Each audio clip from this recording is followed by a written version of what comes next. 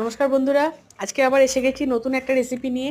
আজকে বানাবো ডুমুরের তরকারি। তার জন্য দেখো, একটু ডুমুর নিয়েছি, তার সঙ্গে একটা গোটা আলু, কাঁচা ছোলা ভেজানো ছিল, এতে আদা রসুন লঙ্কা ধনে জিরে গুঁড়ো সব পেস্ট করে রেখেছি, গোটা পেঁয়াজ আর একটা গোটা ছোট টমেটো।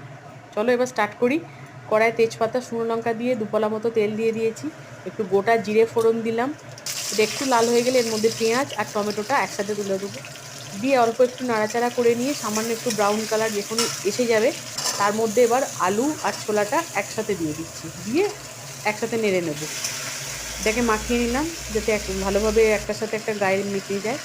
এবার ডুমুরগুলো এর মধ্যে দিয়ে দিচ্ছি, ডুমুরগুলো আগে থেকে সেদ্ধ করে রাখা ছিল, তাই ডুমুরগুলো এর মধ্যে দিয়ে দিলাম, দিয়ে ভালো করে মাখিয়ে নিই। এবার মশলাটা দিয়ে দিলাম, অল্প করেই মশলা দিচ্ছি, পরিমাণ মতো নুন আর পরিমাণ মতো একটু হলুদ।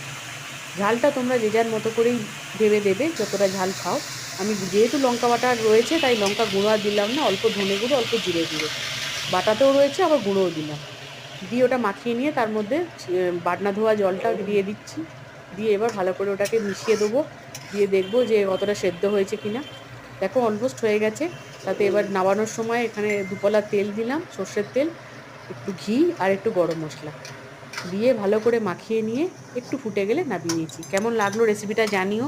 এটা যেমন খেতে সুস্বাদু তেমন প্রোটিন।